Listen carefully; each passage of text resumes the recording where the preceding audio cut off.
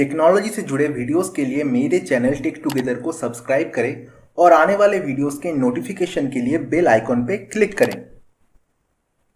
Hello friends, मेरा नाम है नील और आप देख रहे हैं टेक टुगेदर। तो दोस्तों, माउस से रिलेटेड पिछले एपिसोड से मैंने आपको माउस के अलग अलग टाइप्स के बारे में बताया था, माउस की हिस्ट्री के बारे में बताया था पुराने बॉल माउस या ट्रैक बॉल्स किस तरह से काम करते हैं और आजकल के लेटेस्ट ऑप्टिकल इंफ्रारेड या लेजर माउस किस तरह से काम करते हैं, सब कुछ एक्सप्लेन किया था।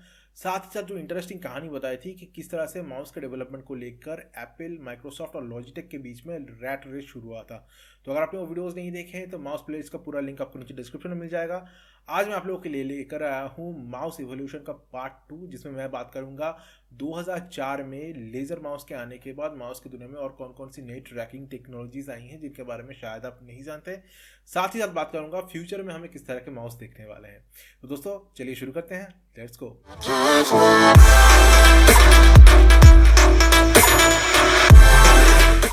तो दोस्तों, शुरू करने से पहले थोड़ा रिकैप कर लेते हैं लास्ट एपिसोड का। तो 1998 में एप्पल मार्केट में पहला यूएसबी माउस लेकर आया। इससे पहले मार्केट में यूएसबी माउस नहीं था। ये पहला USB plug and play mouse था। टेक्नोलॉजिकली एडवांस था, लेकिन इसका डिज़ाइन जो है पूरी तरह से सर्कुलर था। तो बहुत दिक्कतें आ रही थी और लोगों ने इसे गंदी तरह से क्रिटिसाइज किया और फिर भी एप्पल ने 2 साल लगातार इस माउस को हर डिवाइस के साथ बेचता रहा। तो इसके बाद क्या किया, एप्पल ने खुद को कंपटीशन से अलग कर लिया और फोकस किया अपने दूसरे प्रॉफिटेबल प्रोडक्ट पे, यानी कि आईपॉड के डेवलपमेंट पे। तो एप्पल के निकल जाने के बाद मार्केट में 2 ही कंपटीटर्स बचे थे, लॉजिटेक और माइक्रोसॉफ्ट। तो लॉजिटेक क्या कर रहा था, अपने वही पुराने भारी भरकम बॉल माउस को जो है अलग अलग शेप, साइज और कलर्स में बार बार री लॉन्च कर रहा था। कभी उसने बच्चों के लिए माउस निकाली, कभी बड़े लोगों के लिए माउस निकाले और कभी जो है लेफ्ट हैंड लोगों के लिए भी माउस निकाले। तो मार्केट में उसने कब्जा बना के रखा।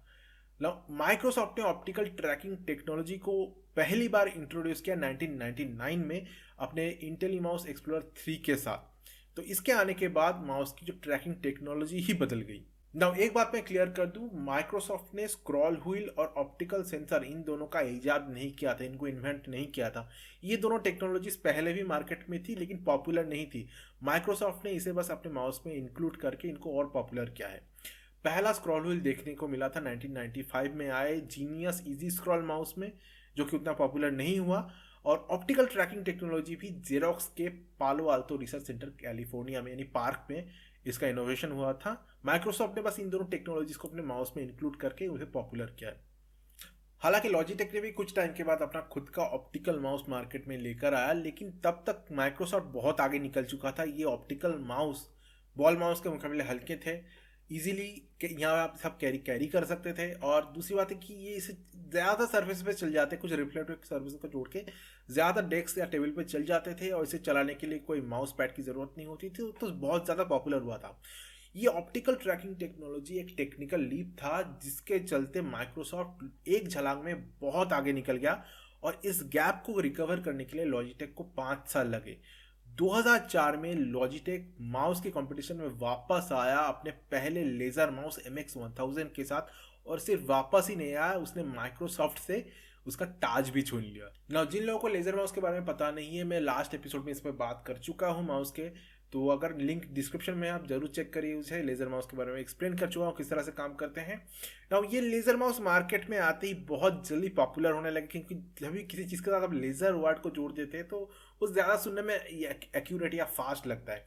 और हॉलीवुड में जेम्स बॉन्ड, रेसिडेंट एविल और दूसरे मूवीज़ ने ऑलरेडी लेज़र को बहुत पॉपुलर करके रखा था। और जब आप खुद मतलब लेज़र आपके हाथ में हो, मुट्ठी में हो, माउस के अंदर हो, तो ये चीज़ बहुत ज़्यादा लोगों को अट्रैक्टिव किया मार्केटिंग स्ट्रेटेजी से भी। तो ये लेज़र माउस बहुत ज़्यादा पॉपुलर हो गया। तो लॉजिटेक के इस कारनामे ने माइक्रोसॉफ्ट को पूरी तरह से हड़बड़ा दिया, क्योंकि इस तरह के झटके के लिए माइक्रोसॉफ्ट बिल्कुल तैयार नहीं था। ना ही उनका हार्डवेयर डिवीजन उनके सॉफ्टवेयर डिवीजन इतना स्ट्रॉन्ग था। तो बड़ी कड़ी मेहनत के बाद और 4 साल की कड़ी मेहनत की उन्होंने, और 2008 में वो लोग मार्केट में एक नई ट्रैकिंग टेक्नोलॉजी लेकर आए, जो कि आज की वीडियो की पहली ट्रैकिंग टेक्नोलॉजी है, जिसका नाम उन्होंने रखा ब्लू ट्रैक। नॉर्मली माउसेस में क्या होता है, इंफ्रारेड या रेड या इंफ्रारेड लाइट का इस्तेमाल किया जाता है, चाहे वो लेज़र हो, इंफ्रारेड हो या ऑप्टिकल। रेड या इंफ्रारेड लाइट का यूज़ किया जाता है क्योंकि रेड लाइट की वेवलेंथ जो ज़्यादा होती है, बहुत दूर तक जाती है, फैलता ज़्यादा नहीं है। माइक्रोसॉफ्ट ने क्या किया, अपने ब्लू ट्रैक माउस में ब्लू लाइट का इस्तेमाल किया। उनका ये कहना था कि ब्लू लाइट का वेवलेंथ कम होता है, ज़्यादा फैलता है, ज़्यादा बड़े सरफेस को ये लाइट अप कर सकता है, तो माउस के पास ज़्यादा ट्रैकिंग पॉइंट्स होते हैं, ज़्यादा इजीली काम कर सकता है। ये उनका कहना था। तो या उनका ये कहना था कि इनका जो माउस है ये किसी भी सरफेस पे काम कर सकता है, किसी भी सरफेस पे, सिवाय क्लियर ग्लास के। मतलब साफ अगर कांच हो तो उसके ऊपर, उसको छोड़ के बाकी किसी भी सरफेस पे काम काम कर सकता है। तो लॉजिटेक ने इसी बात को पकड़ लिया और 2009 में लॉजिटेक लेकर आया डार्क फील्ड लेजर माउस। और उन्होंने ये दावा रखा है कि ये माउस किसी भी सरफेस पे काम कर सकता है, इंक्लूडिंग क्लियर ग्लास। ये क्लियर ग्लास के ऊपर भी काम कर सकता है। Now dark field imaging technology जिसका यूज लॉजिटेक ने इसमें किया, ये बहुत पुरानी टेक्नोलॉजी है, बट माउस में इसका इस्तेमाल उतना नहीं होता था इससे पहले। ये टेक्नोलॉजी ज़्यादा देखने को मिलता था इलेक्ट्रॉन माइक्रोस्कोप में। क्या है कि किसी भी माइक्रोस्कोप में जिस चीज़ को आपको बड़ा करके देखना होता है, हम उससे पीछे लाइट रखते हैं और लाइट उसके थ्रू से, अंदर उसके थ्रू से आती है और हमें वो चीज़ साफ साफ दिख जाती है। बट इलेक्ट्रॉन माइक्रोस्कोप में इसका उल्टा होता है। लाइक आप जिस चीज़ को देखना चाहते हैं सिर्फ वही चीज़ हाईलाइट होती है और बाकी का एरिया जो है वो डार्क यानी पूरा अंधेरा होता है। लाइक जिस तरह से आप फिल्म के नेगेटिव में देखते हैं, तो बिल्कुल वैसा ही है। तो लॉजिटेक ने इसी टेक्नोलॉजी का इस्तेमाल किया और उनका ये कहना था कि क्योंकि कांच के अंदर से लाइट पास हो जाती है, तो कांच के ऊपर का सरफेस बहुत स्मूथ होता है, तो वहां से लाइट वापस आने का चांस बहुत कम है। डार्क फील्ड इमेजिंग का यूज करके उन्होंने कहा कि कांच के अंदर या कांच के ऊपर जो थोड़े से हल्के से स्क्रैचेस होते हैं, ये डार्क फील्ड सेंसर क्या होता है, उन्हीं छोटे छोटे चीज़ों को हाईलाइट करता है। उनकी मदद से ये उनका माउस जो है क्लियर ग्लास पे भी काम कर सकता है, ये उनका दावा था। अब रिसेंट लेटेस्ट जो टेक्नोलॉजी ट्रैकिंग की दुनिया में आई थी वो है वी ट्रैक, जिसे लॉन्च किया ताइवानीज कंपनी एफोटेक ने। नाउ एफोटेक का दावा है कि ये किसी भी सरफेस पे काम कर सकती है, क्योंकि उन्होंने क्या किया है, जो लाइट नॉर्मली क्या होता है, माउस में एक तरफ से लाइट जाती है, सरफेस से टकराती है और लाइट जो है रिफ्लेक्ट होकर सेंसर में जाती है। पर एफोटेक ने क्या किया कि उन्होंने लाइट को वर्टिकल कर दिया। तो जिस पाथ से लाइट जाती है उसी पाथ से लाइट वापस आती है सेंसर में। और इसके चलते उन्होंने क्या कहा कि लाइट का ट्रैवल पाथ भी कम है, तो लाइट का लॉस भी कम हो रहा है और इसीलिए हमारा जो सेंसर है ज़्यादा एक्यूरेट है और हमारा सेंसर छोटा भी है। तो एफोटेक का ये दावा है कि उनका सेंसर इतना एक्यूरेट है, वो किसी भी सरफेस पे काम कर सकता है, कांच हो, चाहे मतलब आईना हो या कारपेट हो, रग हो, या फिर आपके घने काले बालों के ऊपर भी वो काम कर सकता है। उनका दावा ये है। नाउ आप मुझसे पूछेंगे कि इन तीनों टेक्नोलॉजीज में कौन सा आपको लेना चाहिए, कौन सा माउस आपको लेना चाहिए। लाइक माइक्रोसॉफ्ट के भी 2 माउस है, लॉजिटेक के भी 2 माउस है और एफोटेक के भी 2 वीट्रैक माउस है। तो इनमें से माइक्रोसॉफ्ट और लॉजिटेक के जो 4 माउस आते हैं, तो ये चारों वायरलेस है और एफोटेक के 2 माउस जो उन्होंने वीट्रैक में लॉन्च किया है वो दोनों वायर्ड माउस है, वायरलेस नहीं है। एफोटेक उन्होंने गेमिंग माउस का तौर पे लॉन्च किया है उन्होंने वीट्रैक सेंसर के साथ। नाउ अब मैं बात करता हूँ कि सबसे पहली बात तो माइक्रोसॉफ्ट और लॉजिटेक और तीनों की तीनों टेक्नोलॉजीज जो है बेसिकली मार्केटिंग गिमिक है। इनमें से कौन सा बेहतर है इससे हमको कुछ लेना देना नहीं है। क्यों? क्योंकि वीट्रैक के जो माउस है, एफोटेक के जो माउस है, वीट्रैक माउस जो है, ये हमारे इंडिया में अवेलेबल ज़्यादातर नहीं होंगे। मेरे को गारंटी से नहीं कह सकता, लेकिन नहीं होंगे। आपको इसे चाइनीज़, ईबे, अली एक्सप्रेस या कहीं से आपको इसको ऑर्डर करना पड़ेगा। इंडिया में इसकी वारंटी भी मिलने के चांसेस बहुत कम है। अगर मैं बात करूँ माइक्रोसॉफ्ट की, माइक्रोसॉफ्ट का जो माउस है दैट इज़ ब्लू ट्रैक, तो वो ट्रैकिंग टेक्नोलॉजी बहुत पुरानी, मतलब 2004 में लेज़र माउस आया, 2008 में उन्होंने 4 साल बाद उसने लॉन्च किया, तो वो टेक्नोलॉजी बहुत पुरानी हो चुकी है। और लॉजिटेक के साथ भी सेम, उन्होंने 2009 में एक माउस लॉन्च किया जिसका नाम था डार्क फील्ड माउस। उसके बाद उन्होंने कोई इनोवेशन नहीं किया, क्योंकि वो कंपटीशन अभी बहुत बढ़ चुका है मार्केट में। Dell, HP, like Steel Series, Razer, इतनी सारी कंपनियां हैं जो माउस बेहतरीन से बेहतरीन सेंसर से ज़्यादा माउस बनाती है। तो ऐसे केस में जो है कंपटीशन बहुत हाई हो गया है। तो बात नहीं बनता है कि आप कोई भी इस तरह के एक पुराने टेक्नोलॉजी के ऊपर पैसा वेस्ट करें। इनमें से कोई भी अभी मुझे नहीं लगता बेहतर है, लेकिन मेंशन करने के लिए मैं ऐसी टेक्नोलॉजीज को मेंशन ज़रूर करना चाहूँगा, क्योंकि वो एक तरफ से पायोनियर टेक्नोलॉजीज थी अपने टाइम की। लाइक तो ये हो गया। दूसरी बात ये है कि लॉजिटेक का जो माउस है बहुत ही महंगा है, माइक्रोसॉफ्ट का माउस जो है बहुत ही महंगा है, और ये उस टाइम में लॉन्च हुआ वायरलेस माउस है, तो ये गेमिंग के लिए बिल्कुल भी परफेक्ट नहीं। अगर गेमिंग के लिए आप माउस चाहते हैं कोई अच्छा गेमिंग माउस ले लीजिए, लेकिन इस तरह के माउस के ऊपर पैसे बर्बाद मत कीजिए।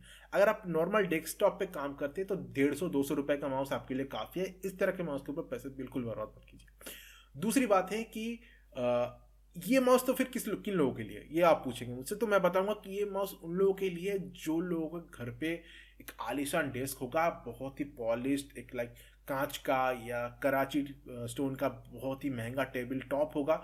जो लोग माउस पैड नहीं रखना चाहते, सिर्फ और सिर्फ अपना माउस यूज करना चाहते हैं, तो ऐसे लोग इस तरह के एक्सपेंसिव वायरलेस माउस यूज कर सकते हैं।